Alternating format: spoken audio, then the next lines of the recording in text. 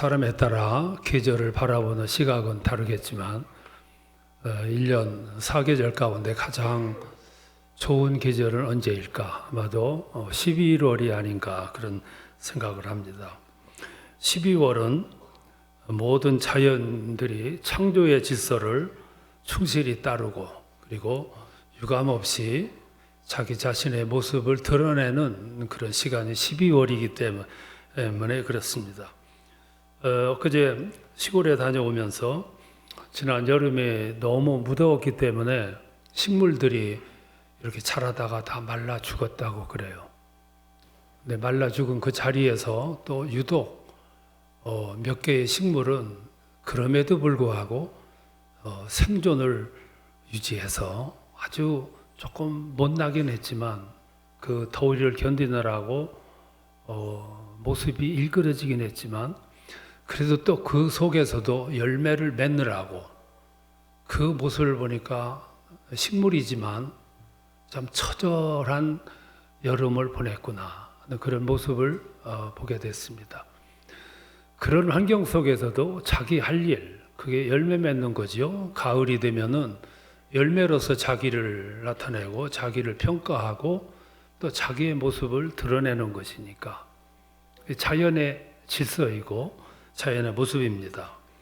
저 깊은 산 속에 한 송이 피어난 꽃, 누가 봐주지도 않고 알아주지도 않는데 그곳에서 싹이 나고 꽃이 피고 그건 자기의 존재를 그만큼 최선을 다해서 표현을 한 거죠. 나비와 벌들은 부지런히 다니면서 꿀을 채취하고 꿀만 채취했냐면은 또 그들이 할 일도 다 하는 거지요. 수정을 시켜가면서 자연을 자연되게 만드는 역할을 다 했습니다.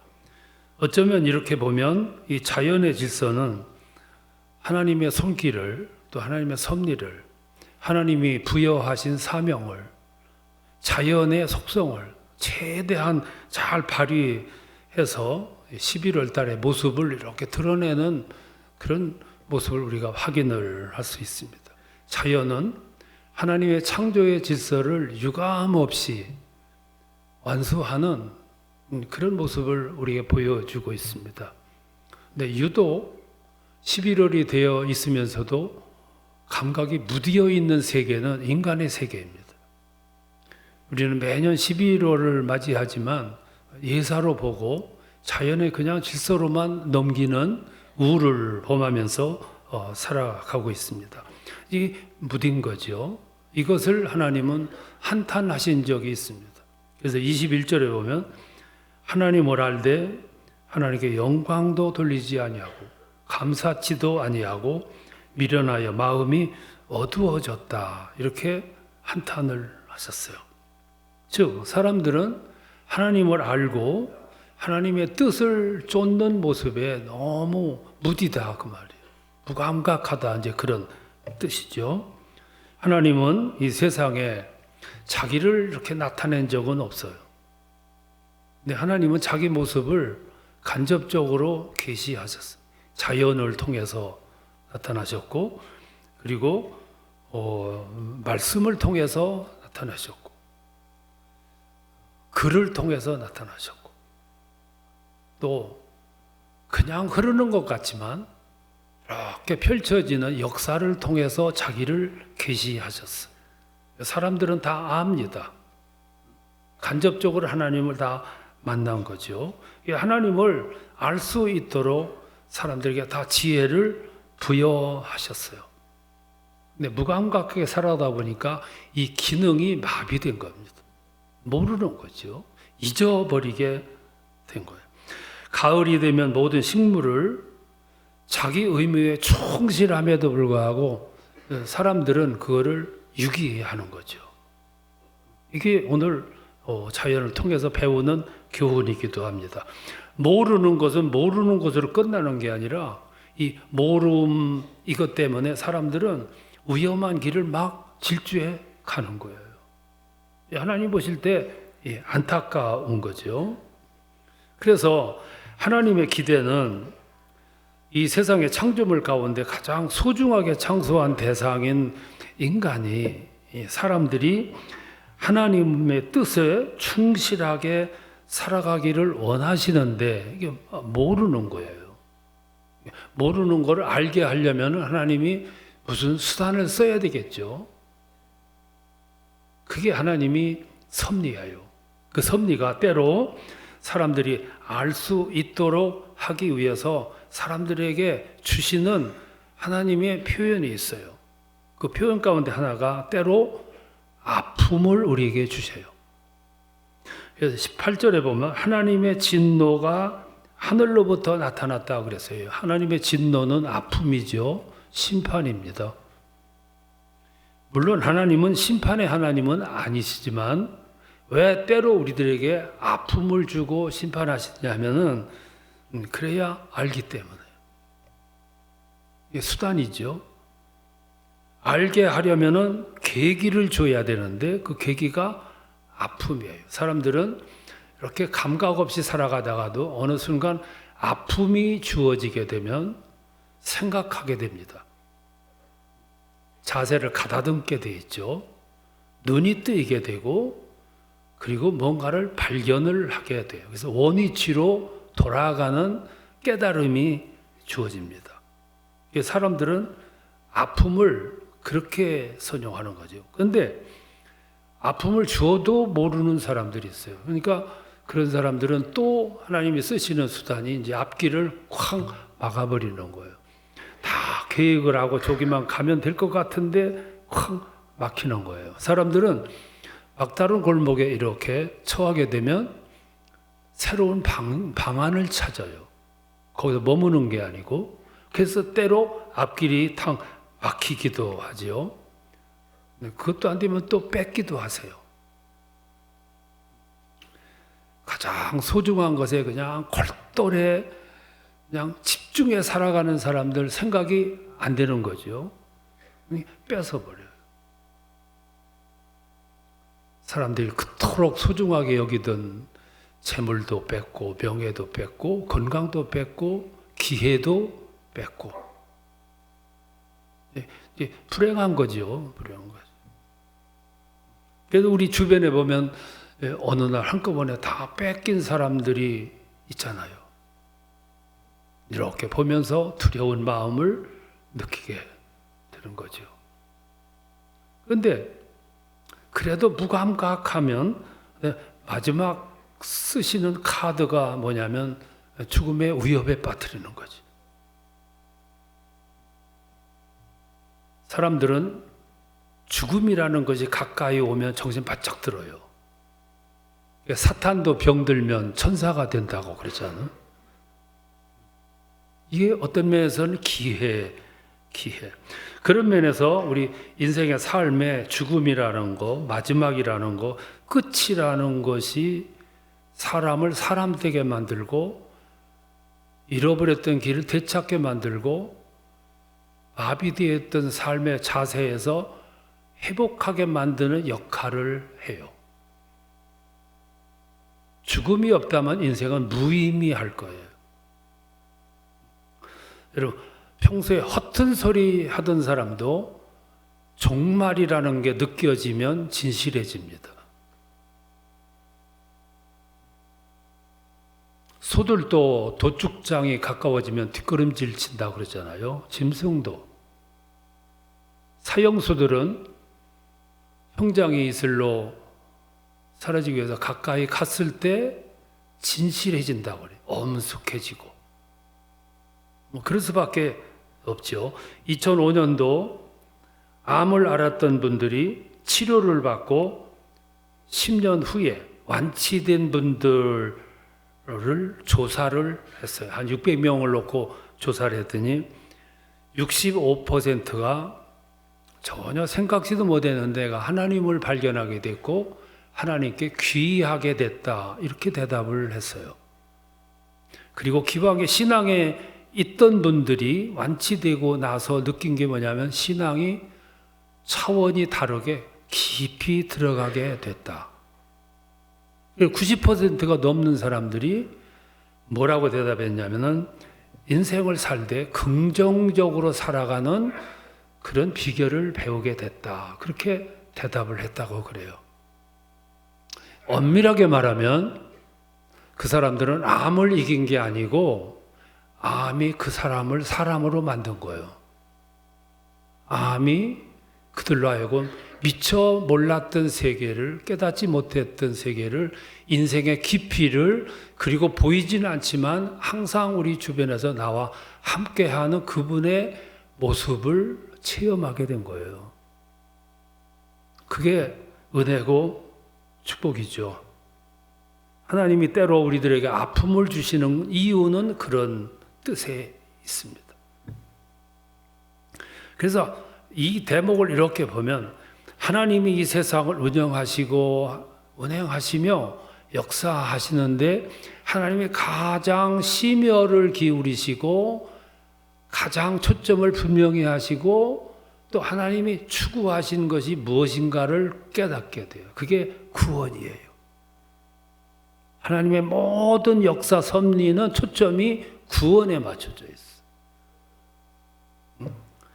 하나님이 죽음을 동원하는 일도 그걸 통해서 깨닫게 하고 알게 하고 보이게 하고 발견하게 하기 위해서.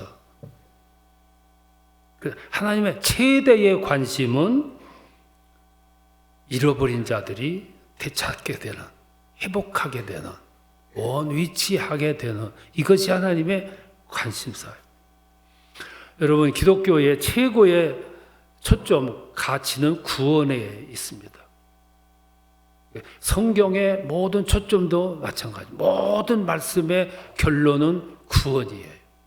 구원을 이루기 위한 과정을 설명을 많이 한 거죠. 그런데 그 구원은 스스로 쟁취하고 어떤 조건으로 만들어지고 수양으로 헌신으로 만들어지는 것은 아니에요. 불교는 고행을 미덕으로 여겨요. 그래서 고행을 합니다. 그게 그 길이 자기가 부처가 되는 길이에요. 내가 고난을 겪고 고행을 하면 할수록 내가 부처가 되는 거예요. 유교는 도를 수양하는 걸 최고의 덕목으로 여기잖아요. 그래서 오늘 도를 완성하면 내일은 죽어도 좋다고 말할 정도예요. 그런데 천주교에서는 공덕을 또 최고의 가치로 여깁니다. 세상에 사는 자손들이 공덕을 많이 베풀면 지옥에 가 있는 부모님이 연옥에 가 있는 부모님이 천국으로. 여기서 면죄부 사건이 나오잖아요. 내가 공덕을 많이 베풀고 이 세상에 공을 세우면 그것이 계기가 돼서 내가 복을 받고 내 조상들이 복을 받는. 그래서 유독 천주교에서는 자선사업체가 많아요. 공덕을 소중히 여기기 때문에. 근데 성경의 구원은 그렇게 수양으로 또는 불공으로 공로로 이루어지는 것은 아니에요. 구원은 나에게부터 오는 게 아니고 나의 수고에서 오는 게 아니라 위로부터 주어지는 거예요. 여러분, 물에 빠진 사람은 자기가 구원을 못해. 저 위에서 생명줄을 던져줘야 돼. 그 생명줄을 잡아야 구원이 가능한 거예요. 그래서 예수님이 오신 거예요. 오셔서 말씀하시기를 나를 믿는 자는 구원을 받으리라. 생명줄을 던졌는데 생명줄을 잡은 사람들은 구원을 받으리라. 그게 성경에서 말하는 구원이에요. 그래서 사도 바울은 빌립보서 3장 8절에서 그랬습니다. 이 같은 도리를 아는 것이 가장 고상한 지식이라고.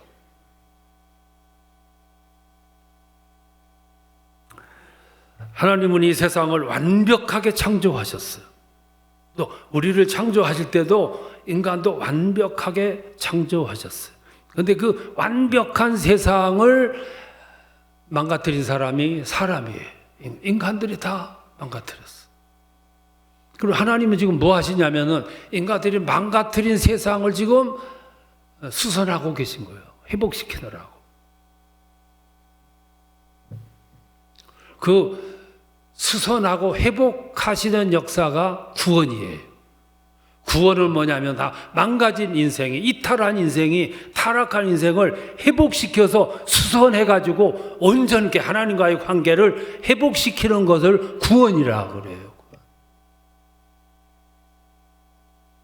이거는 수단으로, 수양으로, 노력으로, 공로로 될 수 있는 것이 아니라는 거죠. 그래서 사도 바울은 그랬어요. 고린도후서 5장 17절에 보면 보라 새 것이 되었도다.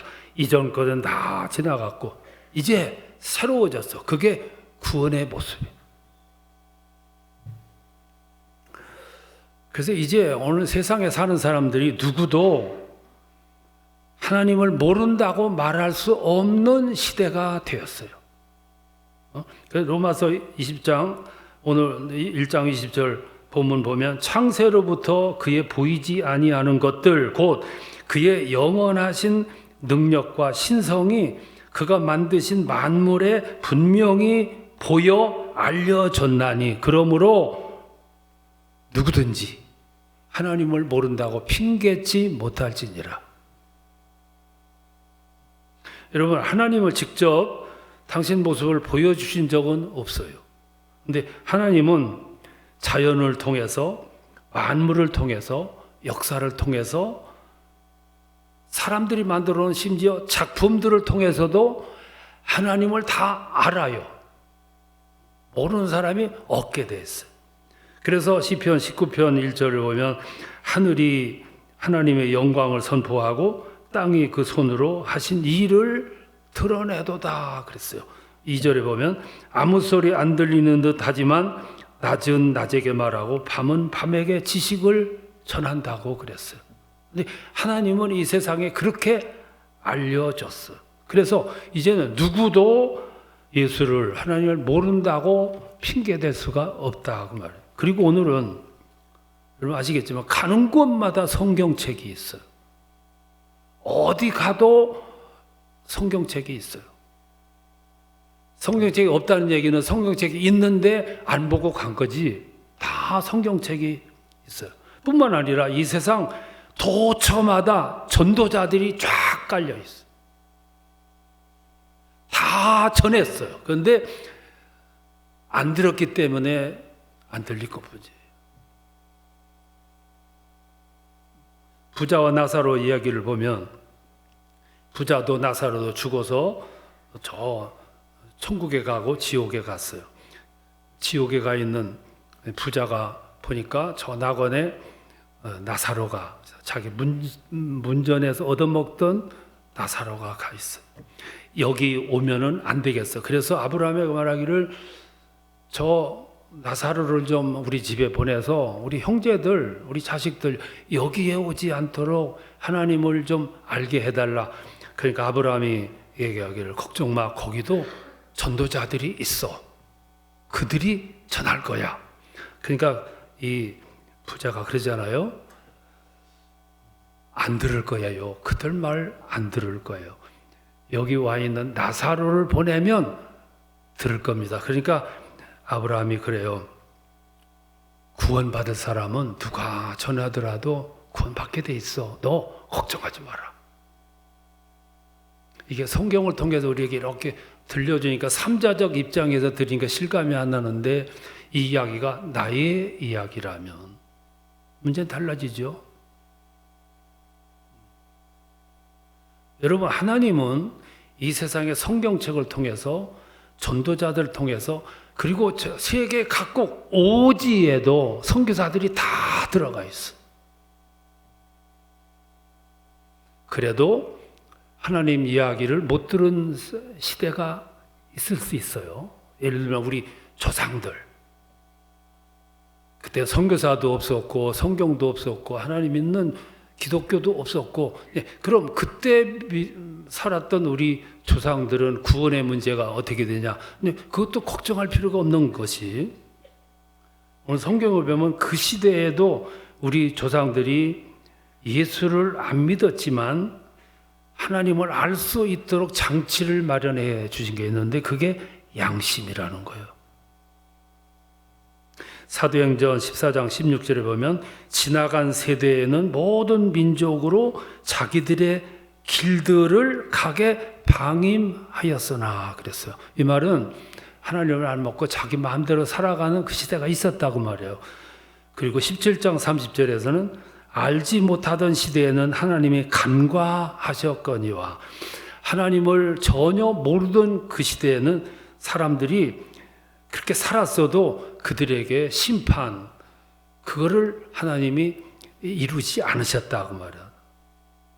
대신 그들에게 주신 것이 양심이라는 거예요. 그래서 하나님을 몰랐어도 양심이 기준으로 해서 살았던 그 시대를 말씀하고 있는 거예요. 그래서 오늘도 여러분 보세요. 하나님을 알지 못하는 사람들도 마음속에는 하나님이 양심으로 알고 있어요. 그래서 오늘 시대를 가리켜서 사람들이 저들 스스로 말하기를 지금은 말세야. 또 얘기해 줬으니까 자기가 아는 거예요. 양심의 기준으로 보니까 말세야. 도둑들이 막 도둑질하고 다니면서 스스로에게 말해요. 이러다가 잡히지. 양심이 기준이라고 말해요.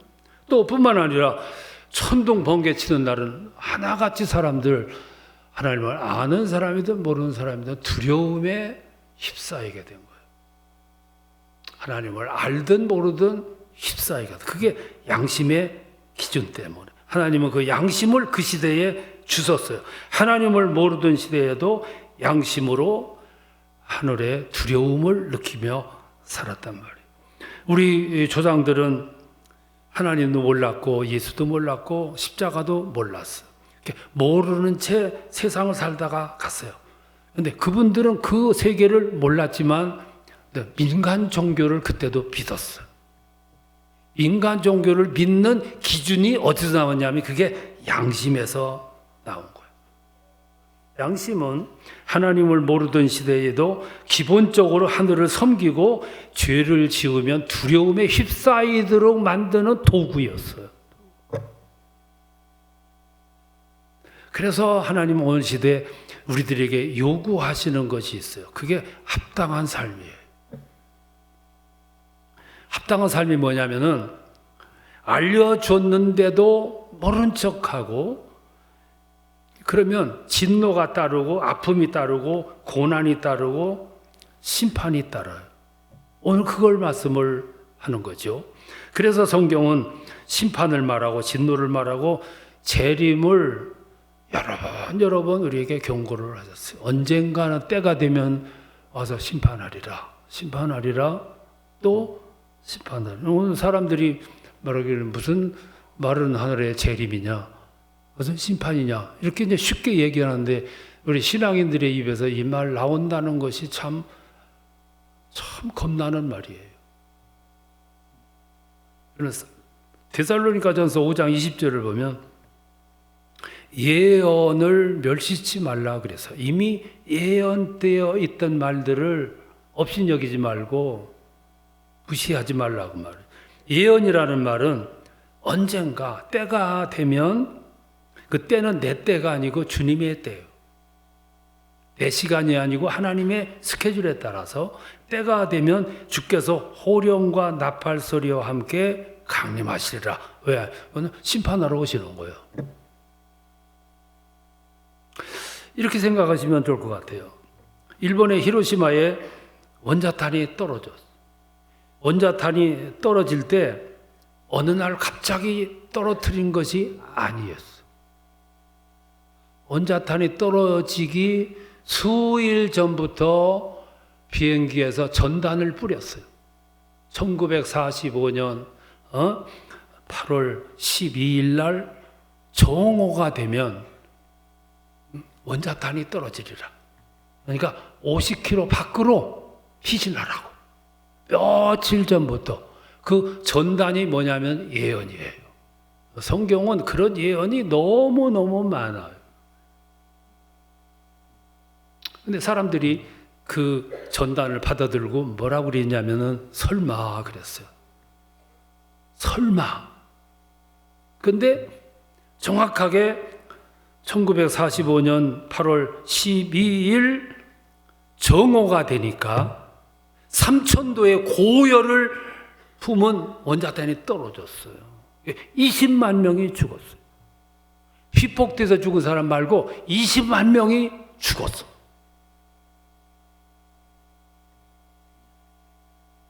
우리들이 한 가지 알아야 될 것은 하나님은 무엇이든지 강제하지 않아요. 차라리 강제했으면 좋겠어. 50km 안에 있는 사람들 강제적으로 해산시켰더라면 좋았겠는데 하나님은 그런 방법을 안 쓰셔요. 경고할 뿐이에요. 경고.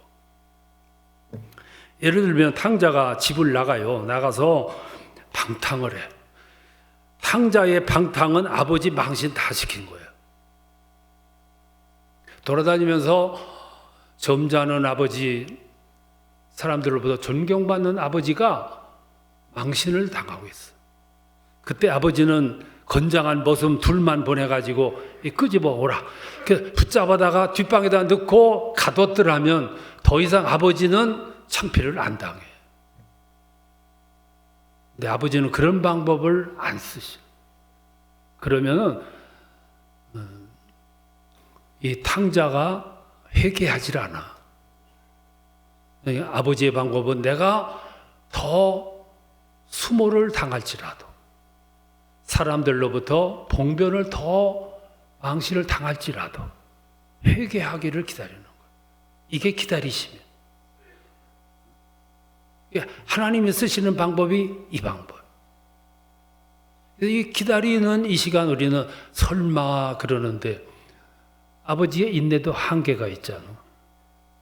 그냥 기다리시는 거예요. 기회 더 주시려고. 다만 오늘 또 경고만 하고 계신 거예요. 그래서 오늘 본문에 보면 하나님을 알되 하나님은 영화롭게도 아니하고 감사치도 아니하고 오히려 그 생각이 허망하여지며 미련한 마음으로 어두워졌나니, 마음이 분별력이 없어졌다 그 말이죠. 여러분, 하나님에게 있어서 인간의 존재는 너무 소중한 거예요. 하나님에게 있어서 인간의 생명이 얼마나 소중한데, 하나님이 인간을 지을 때 가장 큰 목적이 하나님께 영광 돌리도록 지었어요. 그게 인간의 의미야. 식물들은 꽃이 피므로 열매를 맺음으로 영광을. 인간은 하나님께 영광 돌리는 것이 그 삶이 하나님이 원하시는 바. 근데 그것을 알고 살아야 되는데 그걸 모르기 때문에 하나님이 한탄하시는 거예요. 자연을 봐도 알 수 있고 세상을 봐도 알 수 있고 시기를 봐도 알 수 있는데 모르는 거예요. 마비가 되는, 이게 불행한 거죠. 불행한 거죠. 오늘 11월을 맞이했는데 11월은 의무, 종말, 심판을 잘 보여주는 계절이에요. 우리 이렇게 자연을 보고 세상을 보면서 그 시대를 분별하는 능력을 갖는 거. 그게 영성이라는 거예요. 영성. 그게 안목이에요. 영성을 가짐으로 그 시대를 분별하고 그 시대를 알고 깨닫고 그리고 나의 옷깃을 여미고 다시 한번 세상을 바라보는 거죠. 이런 은혜가 여러분들에게 있었으면 좋겠어요. 이것이 11월을 맞이하는 우리 신앙인들의 모습이고, 그리고 이 자연들이 아름다운 결실을 맺는 모습이 우리들에게 주는 메시지. 그런 은혜가 여러분들에게 충만하시기를 축원합니다.